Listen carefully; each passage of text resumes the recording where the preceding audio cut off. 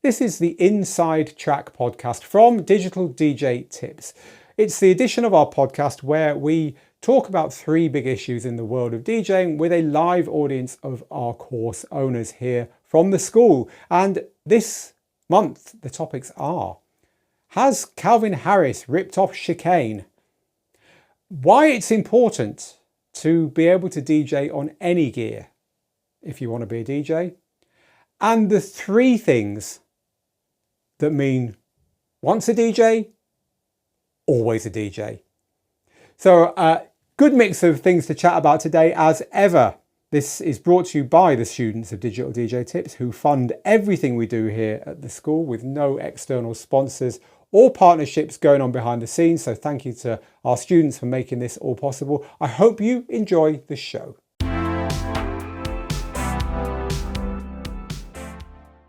We're going to start off today with one of those things that's been blowing up in social media land this last couple of weeks, which is a spat, if you like, between two big names in dance music, one current big name and one big name from a generation gone by. So this is all about Calvin Harris releasing a single which is similar, we will say, to a track that was made 20, 30 years ago by another act called Chicane.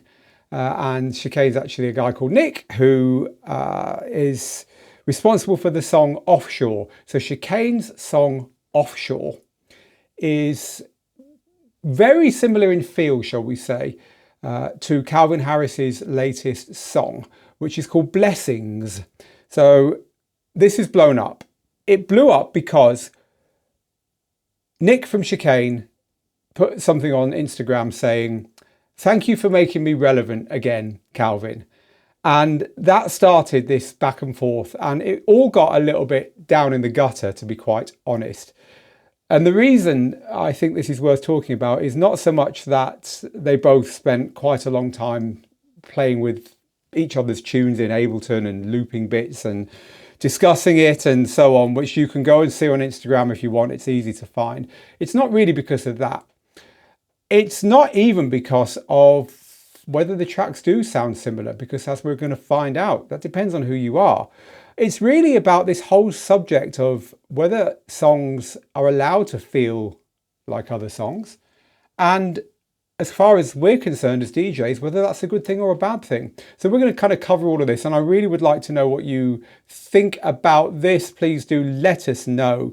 We would love to chat with you about this. If you're a Digital DJ Tips student, you can do that in the community, of course. But do just drop us a line and let us know what you think, because this is so subjective. So let's talk about it then. So I'm not going to play you the songs, mainly because podcast land will stop us distributing this if I dare to breach copyright, ironically. But you can go and listen to them. They are called Blessings by Calvin Harris and Offshore by Chicane. So they're the two songs we're talking about. And Calvin says they're not the same, and he puts them both in Ableton and he tries to loop it, and he gets a little bit, I would say he doesn't do himself any favors.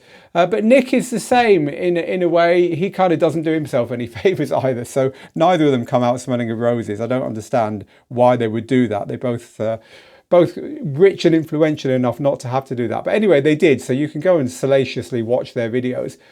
What happened really was that underneath the video on YouTube of Calvin Harris's new song, the full playthrough of the song, lots and lots of people were saying, "Hey, wonderful song, Calvin. It's really got the vibe of Chicane from the 90s.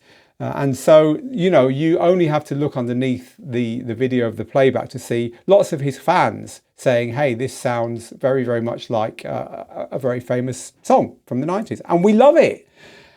So you only have to go there to see that certainly a lot of people feel that this might be very similar.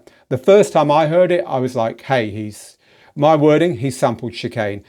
He hasn't sampled that song. He's just played it again or got someone to play it again. It's a little guitar bit.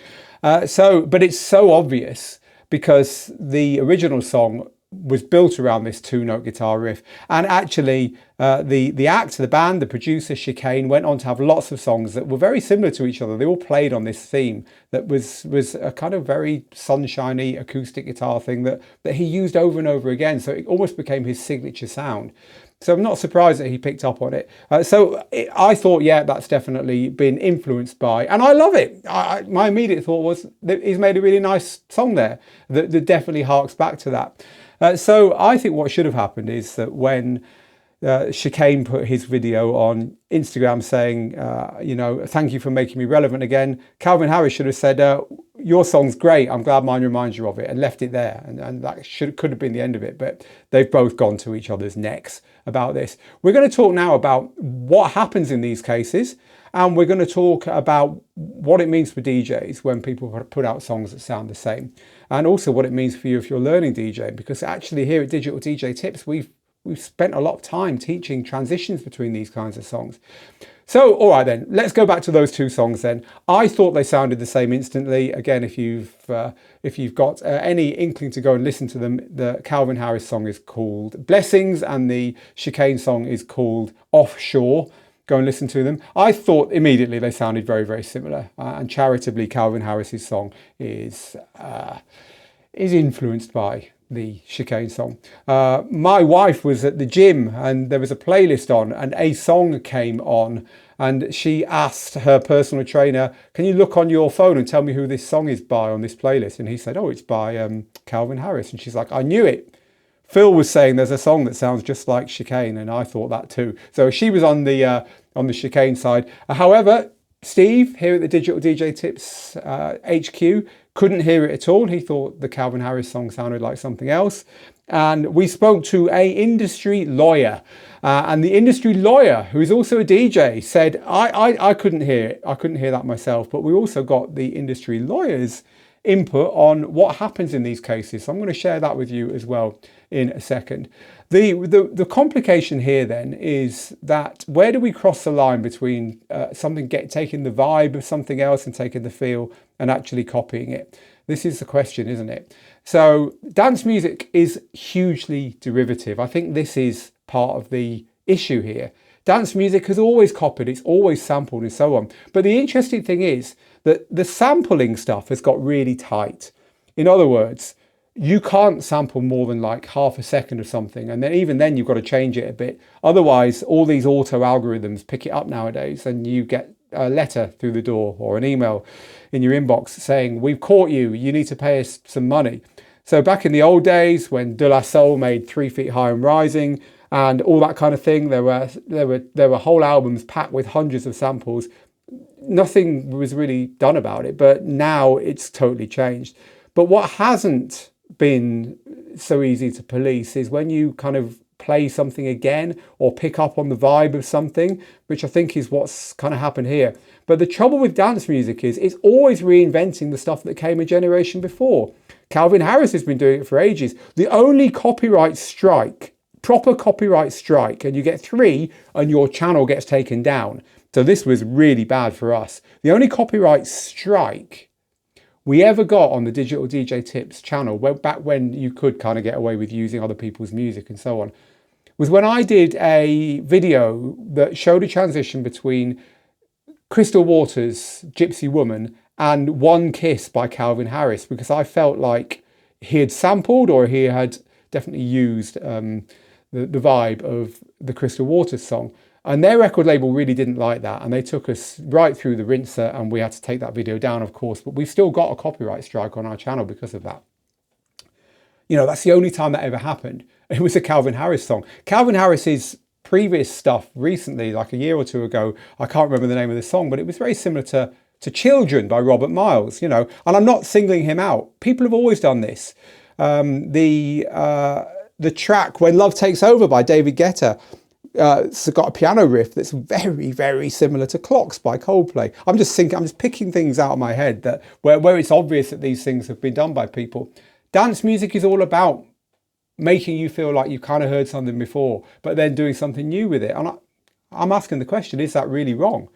So that's part of the problem. Dance music is a hugely derivative thing. And after, 30 or 40 years of big dance tracks, it's probably inevitable that most sounds have actually already happened. So now it's just a case of kind of reinventing them and playing with them. So here at Digital DJ Tips, and of course as DJs, part of our job is to spot the songs that sound like each other, that would, when you're listening to the radio, when you're listening to a track and you think, oh, that sounds like this, that's your cue to go and find whatever that track is and see if you can find a transition between them, right? So this is part of the fun of DJing, is sometimes spotting these things that other people don't spot as well. And of course, that makes it part of the fun of being a music producer too. So there's an issue here with dance music as well, in particular, isn't there? Indeed, in our mixing courses, so like mixing power skills and house mixing mastery and so on, in our mixing courses, a lot of the transitions we teach, as we're trying to get you to think in this way, are where we've discovered that songs are very similar and they kind of can therefore be layered over each other and you can do something clever with them. And we've got dozens and dozens of examples of this in our teaching. So it brings us on to the question, if nowadays you cannot sample without at least admitting you sampled, right? Is it okay to copy the feel of a song? And I've got a couple of examples to share with you here. The Robin Thicke song that was alleged to have sampled, to have copied the feel of Marvin Gaye. I think that one got thrown out of court. I don't think that one kind of worked. And I also, or maybe it didn't. Certainly, I'd like to know. I'd like to know what happened there because I can't quite remember. But I know that Thinking Out Loud by Ed Sheeran and Let's Get It On by Marvin Gaye did get thrown out of court, because even though those two songs are very similar, it wasn't deemed to have been so close as to be something that would involve writing credits and paying over royalties and so on. So these things can go either way. And so we spoke to a music industry lawyer about this, and we said, what happens in these cases? And this was really interesting. The interesting thing is that a lawyer can't make a legal case for a song sounding like something else. They need to employ a person with the title musicologist. Right? What a job to have. They need to employ a musicologist. And apparently Marvin Gaye did win. Thank you, Digital DJ Tips team in my ear for helping me out on that one. So it can go either way. Ed Sheeran didn't get clobbered. Marvin Gaye won the case, and Robin Thicke did get clobbered. So it can go either way. This kind of like copying the feel of a song. But the thing is, you have to employ a musicologist, and the musicologist is a bit like a referee in a sports game. The musicologist has to sit down and say, this is the truth about these two songs. And of course, that becomes very subjective, but then whole court cases are built on it and people win or lose and therefore have to pay out a lot of money or don't have to pay out a lot of money. And so who knows what will happen in this particular case. I'd love you to go over and have a listen to these two songs, Blessings by Calvin Harris and Chicane's Offshore, and tell me what you think about that if you are so inclined. But the interesting thing for music, and the thing that upsets music fans a little bit nowadays, especially fans of pop music, because DJs tend to be fans of pop music, right? You might have a love-hate relationship, but at the end of the day, the big records are the ones that move dance floors, is that pop music's got quite lazy. And probably the reason it's got quite lazy is that, one of the reasons it's got quite lazy is that nowadays it's easier just to completely, blatantly, honestly take something else that was done in the past, change it a bit, and right from the very off, tell your record label, this is what I've used. They contact the relevant people, and then the writing credits are included on your song. That's why you hear a lot of songs nowadays which are blatantly borrowing songs from the past and changing the melody a bit, changing the words a bit, and admitting it right from the off. It's easier to do that than to try and hide it. And so you hear a lot of that nowadays, and it does feel a little bit cheap, and it does feel a little bit easy to us people who've been around pop music for half our lives. But of course, to our kids who've never heard the originals, these new songs are great, but it's just easier to admit it up front nowadays. And a lot of people do that. Maybe that's what could have happened here. Who knows in this issue? But anyway, there's the issue on this one. Do take a look at it. And if you are a gossipy type of person, go and take a little look at the chat and the memes and the stuff that's going on Instagram around Chicane and Calvin Harris. Go take a look at that. Some comments coming in on our student forum as we do this live, so thank you to everyone. Stephen says, this sounds like sampling music from old tunes to be remixed and remastered, and editing is of course something that's been done in hip-hop and electronic dance music and so on for years. And you're right, it is, and it's kind of developed, Stephen, because as we were saying, sampling is not so easy nowadays, so people tend to take the feel or take the vibe and just play with it and try and kind of reinvent it, and then whether or not they say it was something that they did based on something else, it tends to be on a case-by-case basis and so on. Michael says, I think as an artist you will be influenced by music that you've listened to before, and that is going to influence the music you make. Of course it is as well. I often wonder, because I love this stuff, you know, where this stuff comes from, right? Pop music is very formulaic. It's got verses and choruses and builds and drops, and it's only 2 or 3 minutes long each time. And there's only so many chord progressions. You know, where does it stop being something that you've heard before and start being something you've written yourself? I remember the Beatles talking about it, Lennon and McCartney talking about how George Harrison's stuff always sounded like someone else's. And I thought, well, how do you know yours doesn't? And it's a fascinating game, especially in pop music. It really is. I don't think it's something that will ever get fully put into black and white, because there's always going to be a grey area here. Julius says, I agree about laziness. Artists back in the day spent more time on their craft and were definitely more creative. And Noel says, are we saying that Calvin Harris is being accused of chicanery? I very much like that. Ben is pointing out that that Gautier, and I think that's how you pronounce his name, who did that song, somebody that I used to know. I think I read somewhere that Gautier allows people to sample and remix with no action. Right, that's progressive of him. And funnily enough, that song, that Someone That I Used to Know, I think that was the title of it, sampled a nursery rhyme, didn't it? It sounded like a nursery rhyme, the main melody. But of course, that would have been a song, a melody that was out of copyright in the first place. And Seda says the same thing. Gautier took it from someone else. I think it was Bar Bar Black Sheep. The first time I heard that song, I thought, that's Bar Bar Black Sheep he's ripped off. But hey, pop music is wonderful, how it can take stuff completely out of context and make it something new.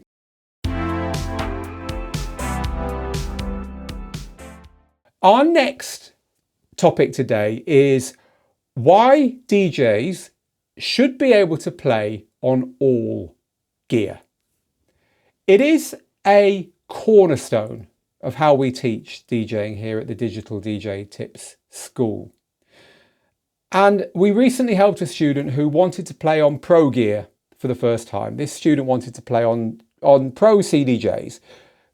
This student wanted to go into a club, and that's what they had, and didn't want to take their own gear, wanted to just plug in and play on pro gear. And we talked our student through that, and we talked through the differences, which are things like you need to be a bit more organized in your music, you need to be a bit more capable when it comes to beat mixing, because it might just be that you find it harder to do it on this gear because it's not quite so simple in the Pro DJ booth as it is with your DJ software, and a few other things as well. And we actually wrote it up on the website as well as sharing with that particular student. But it did get us into thinking about why it's so important to be curious about other gear and to always try playing on anything. And actually, a week tomorrow as I record this, I'm going to be playing a gig on some old-fashioned Columbia battery-powered turntables. You remember the turntables with a handle and a little plastic lid that you could take with you and play music anywhere? And even now, record collectors take them to record fairs so that they can listen to music before they buy it, you know, old 12 inches and 7 inches and stuff. So I got myself a couple of those that have been reinvented by a Japanese company called Stokyo, and they made a really, really basic mixer to sit between them. And I was fascinated by this. So I got a couple of these turntables, bought all the batteries. They're big old-fashioned D batteries. I had to buy about 30 of these bloody things. And bought the chargers, and I got everything charged up, got it all in a flight case. And I'm going to be DJing a week on Friday at a festival which is called Back to the Classics, here where we're based in Gibraltar, where the promoter, who's a friend of mine, has got all the local Gibraltar bands and singers and musicians and assembled a whole night of bands playing cover versions of the most classic songs from the 70s to the noughties. It's going to be a great night. They've sold many tickets for this thing. It's outdoors. It's in a football stadium just behind us. And I'm going to be playing an hour at the end and hopefully trying to keep everyone there dancing for a final hour. But we decided we'd do it on old-fashioned turntables and then put a camera over them on the big screens behind the stage so everyone could see what I was doing. Hey, it's a retro event, right? So why not have a DJ playing 7 inches? So I'm actually very nervous about this for all kinds of reasons, not least, what if the vibrations from the bass jump the needles on these turntables? They're not Technics. These are proper portable turntables from the 70s, right? So yeah, I'm pretty nervous about this. So I'm taking a DJ controller with me as well, just in case. But anyway, look, I would never take on a gig like that if I didn't have the mindset of I ought to be able to play on everything, right? And I've always had that mindset. I started off on turntables, I moved on to CDs, I moved on to playing on a piece of DJ software on a Sony VL laptop with a little M Audio keyboard controlling it, because there were no DJ controllers in 2005 when I was first playing with digital. And then of course I played and taught on every DJ controller, every standalone, every all-in-one, everything that's come since. So, you know, it's hardwired into me to play on everything. And we always teach DJs at Digital DJ Tips, you know, pick one system and stick with it. Don't go jumping and changing different software and stuff, because it's a pain. You know, DJing is not about that. DJing is about the right tunes in the right order for the people in front of you. So just pick something and stick with it. So why am I saying that you ought to be able to play on all gear? Well, what I'm saying is that you shouldn't be feeling like you have to deliberately make your life difficult by having 5 different ways of DJing and doing them all the time. You should stick with one way of doing it that you prefer. But I think you ought to be able to be of the mindset that DJing is not actually that difficult. And therefore, if you learn the right skills, you ought to be able to quickly do it at a push, at a pinch, on pretty much anything put in front of you. Because the way we teach DJing boils down to 4 things. You need to locate 4 things on any piece of gear. The very first lesson in our DJ training, in our complete DJ course, literally poses this question. We ask you as a student to put yourself in the shoes of a professional DJ who has been asked to play on insert unfamiliar gear here, right? That's how we start our teaching. And we say that professional DJ, whether that unfamiliar gear is an app on a phone or is some turntables from the 70s, is going to look for 4 things. They're going to look for 2 independent music sources. Because if you've only got one music source, then you're going to be changing the record every time, or changing, you know, so it's hard to DJ with just one music source, right? So you need 2 of them. The DJ is then going to be looking for a way of switching between those music sources. We tend to call that a mixer, right? Preferably blending, but hey, switching at a push. The DJ is going to look for a way of listening to one of the music sources on headphones while the audience is listening to the other one, in order that you can get the track A, auditioned, do I want to play this? And B, you can get it to the place you want to play it, right? And all that stuff. And finally, the DJ is going to need a way of playing that music to the audience. In other words, of controlling what the audience is hearing on the speakers, right? So they're 4 things. 2 music sources, a way of switching between them, and a way of playing them to the audience, and a way of hearing the other one yourself. If you can locate that on any DJ gear, you can, in theory, DJ, as long as you can get your music onto those music sources, right? So if you approach DJing with that attitude, and you realize DJing is really about the right music in the right order for the people in front of you right now, then you can DJ on anything, because ultimately your job is to get that music right, get it in the right order, control the volume, and cut out the gaps. Everything else, including the blending and the mixing and the beat mixing and the EQing and the effects and the layering and the stems and the samples and the looping, everything else is optional. And another way of looking at it is, if you get the bits I just mentioned right, and you really mess up on the other stuff, people will forgive you. Hey, the music was great, the mixing was a bit ropey.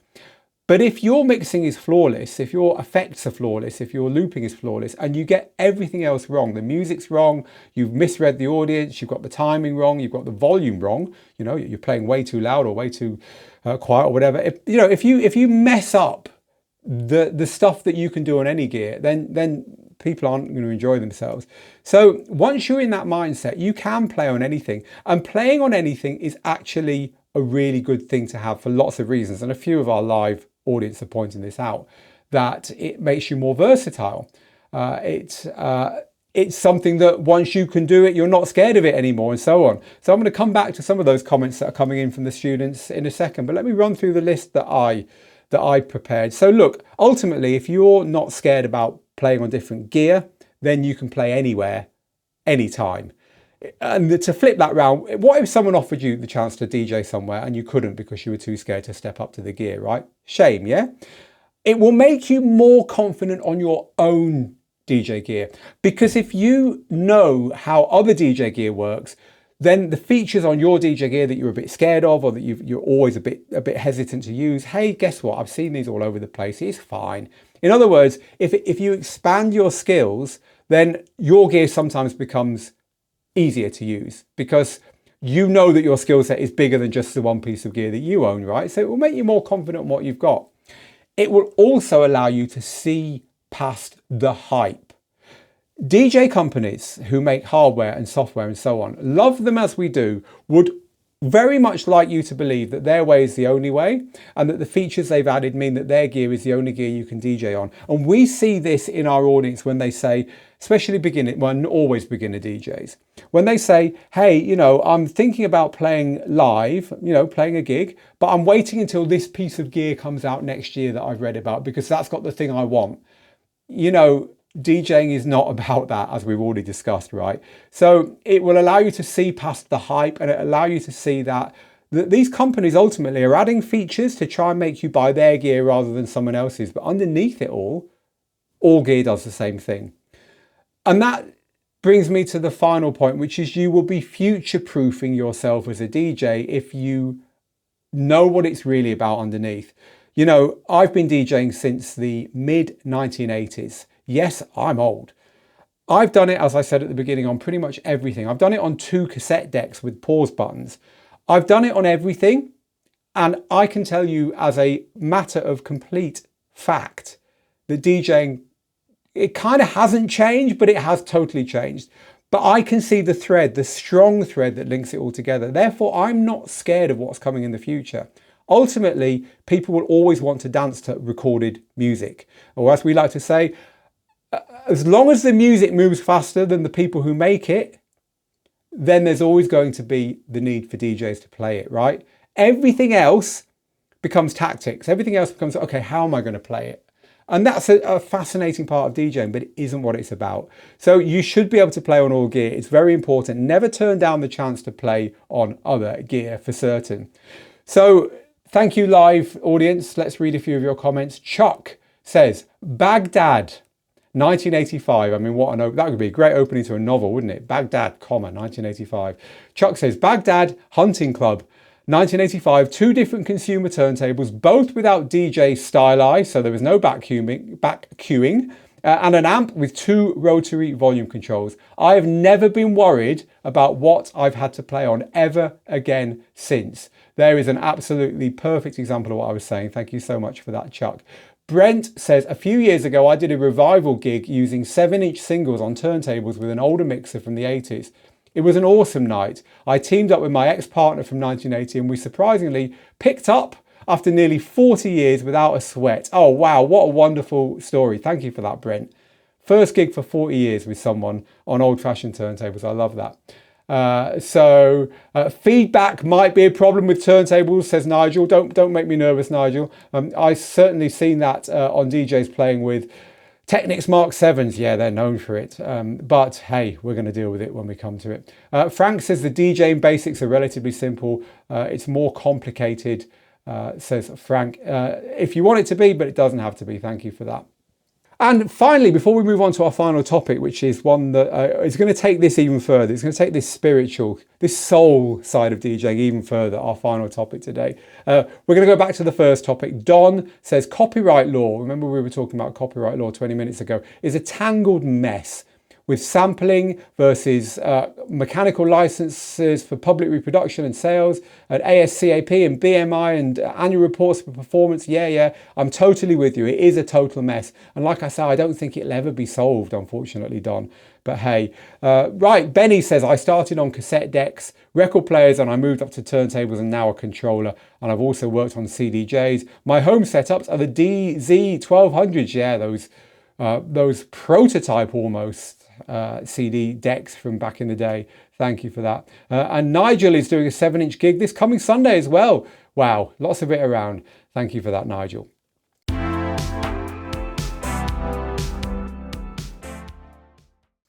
Okay, we're going to move on to our final topic today. And this is, like I say, it's going to get spiritual and to the soul of what DJing is all about. And this one is the 3 things that make you a DJ for life. This has kind of come out of some discussion in the community this last month when I can't remember the exact thing we said, but we had lots of the responses to what we asked were people saying things like, that's it. We were talking about giving up DJing. We were talking about someone who said, I just am not feeling the vibe anymore and I'm thinking of giving up DJing. And the response, obviously, if you're talking about giving up DJing and people are responding to it saying, no, not me, you're going to get older DJs, right? That's just how it is. So we had some really great responses to that particular chat thread. People saying like, you'll have to prise my headphones out of my cold white hands when I'm 6 feet under and stuff like that. But the general vibe was, I ain't never giving up DJing. It's in my blood. And we kind of concluded that it is. And somehow it gets under your skin. And once it's there, it's never going to go away.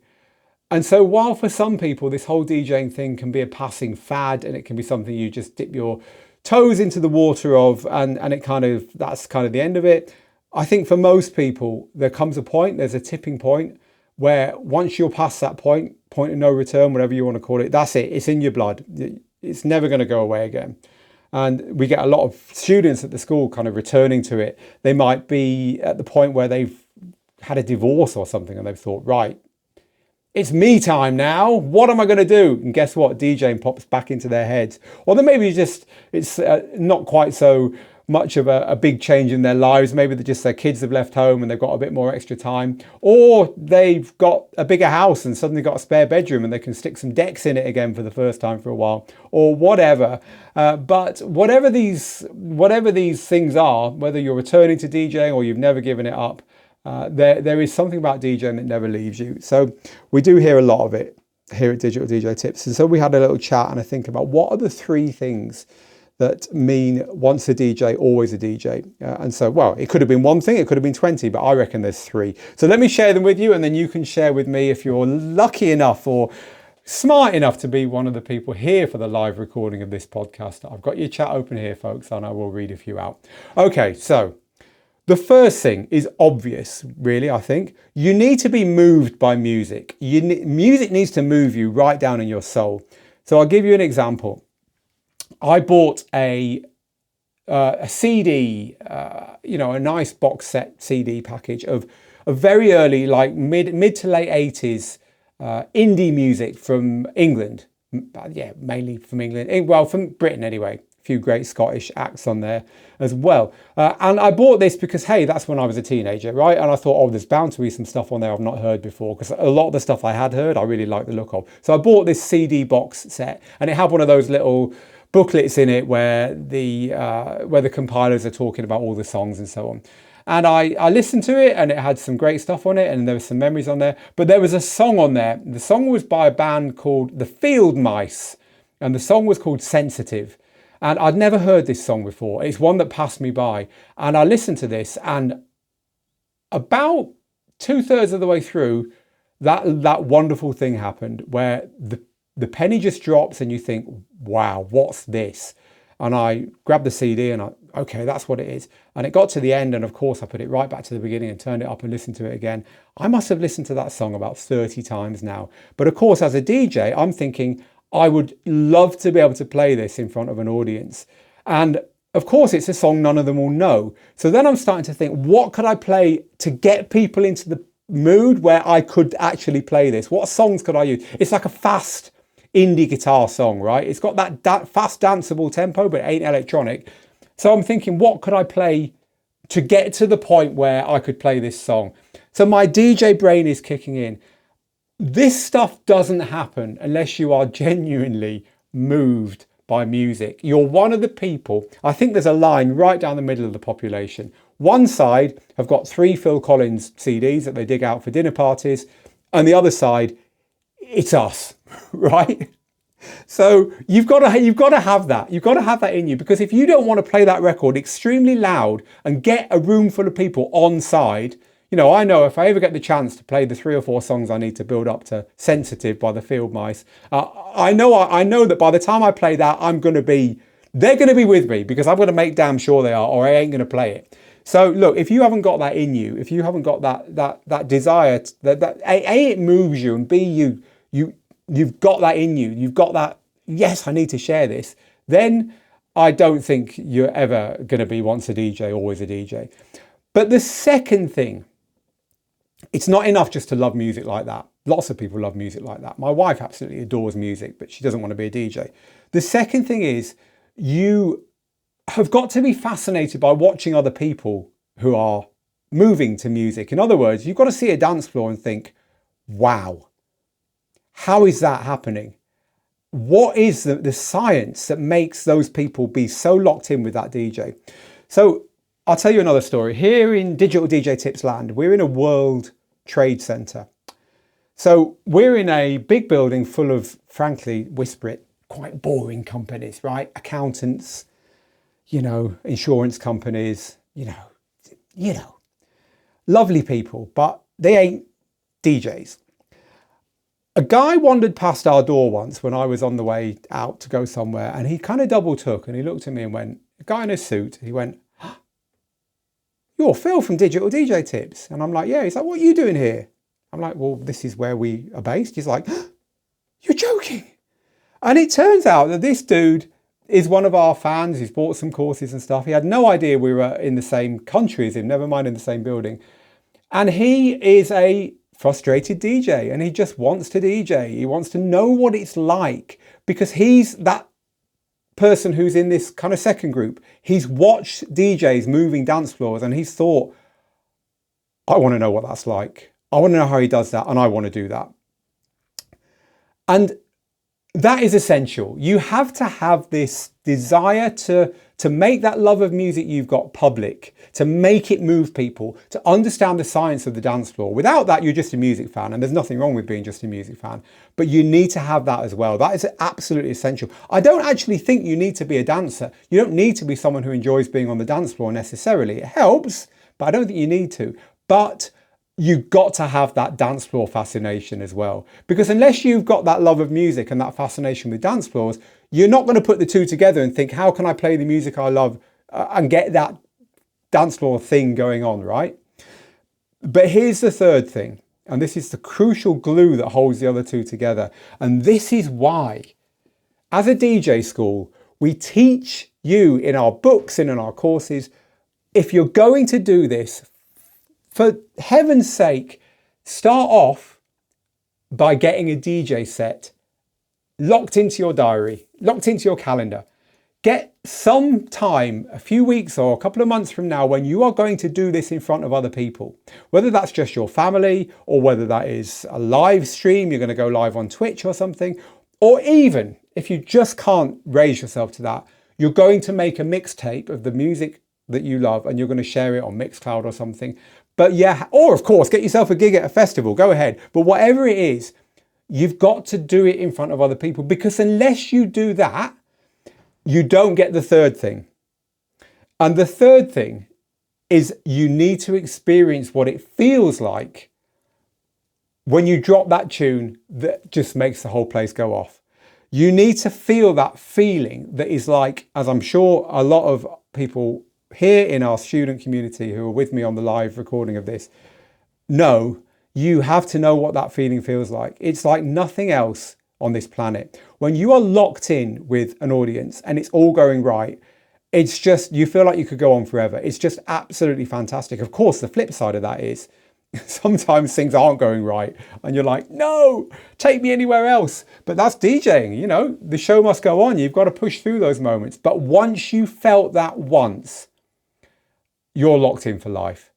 And, you know, our students, of course, if we teach you the basics of DJing, as I said earlier, cutting out the gaps, and you go and play a DJ set 6 weeks after you started having a go at this, you're not going to be anything like Jazzy Jeff, right? Not quite yet. And our students tend to say, oh my God, I played the gig, Phil. Everything went wrong. There were gaps. I played the wrong side. I played the wrong version of a track. I mixed it in wrong. I pressed a button. I didn't know what I pressed. And then they end up by saying, but it was absolutely brilliant. People came up to me at the end and said, I really enjoyed that. And I learned so much from it. And there's so much I'll do different next time. And I can see it. My daughter wanted to DJ. She's now 12, but she was 10 at the time. She wanted to DJ at the end of term party in middle school, right? Before she moved up to big school, as we call it. And her teacher encouraged her. And of course, her dad's a DJ tutor. So I gave her all the advice I could and sent her off. My wife and I were sat at home, you know, watching our phone. We'd got her teacher to surreptitiously WhatsApp us and say how she was doing. And she did fine. She did brilliantly, in fact. She ended up playing she did a 3-hour DJ set, a 10-year-old. Her mate was there with Tidal open on a phone, dropping tracks into a playlist, which she was then accessing on the DJ unit that she had because people were giving requests that she didn't have. I mean, I know DJs in their 40s and 50s who wouldn't dare do what I just described. So she smashed it. But she came back, you know, at the end of that night, 8:30, you know, what a late stop out my daughter was. She came back and I knew, I could see that look in her eye. I knew that she had now got all three. She knew the music that she wanted to play. She understood what a dance floor looked like because, hey, she probably wouldn't have wanted to do it in the first place if she hadn't seen people dancing and thought, oh, I want a bit of that. But now she knew what it felt like. And she had that look in her eye that I have seen in the eyes of DJs of all ages throughout the last 40 years. Obviously, I was a very proud dad, but I knew that that penny had dropped in place for her. So I know that from now onwards, she's a DJ. She's going to come back to it at some point, but you need the three things. You need to be moved by music, which I can't give you. You need to be fascinated with the science of the dance floor, which again, I can't give you. And you need to experience how it feels to actually do that. I can give you that. We can give you that. That's what we're all about. And that's why everything we teach is about action. As we always say, you can't become a great football player by messing around with the ball in your backyard. You just can't, because it's a team game. You can't become a DJ in any real sense unless you actually do it in front of other people. That's where the magic happens. That's where you learn. Not sat at home worrying about the latest software and hardware and the latest feature and being on forums and arguing with people like me about music file formats and how you should do this and that. That's all great, but it ain't DJing. And so they're the three things that really matter, and the three things that, in our humble opinion, make you a DJ for life. Lots and lots of comments, as you might imagine, coming in about this on the chat, and I'll read one or two of them out before we finish off here. This is from Julius, who says, I started DJing when scratching became a thing. I just wanted to do the same thing. I spent many hours and years in my bedroom practicing, and I've never stopped loving music and the art of mixing. And the words there at the end are the ones that I think are just so true, Julius. It never leaves you. James says a DJ can make or break many things for many people. Some marriages and children might not even exist if the DJ had sucked that night. Oh, what a wonderful thing to say. And actually, it reminds me, the nightclub that I promoted and founded and co-DJ'd at for many years was a night called Tangled in Manchester in England. It's many, many years ago now. But we were running for over 15 years and we had plenty of Tangled marriages, we had people with the name of the club tattooed, and we've got several Tangled divorces. So yes, you're quite right. The DJs really can change people's lives forever, and that's absolute truth. I'm totally with you there, James. So thank you very much for sharing that.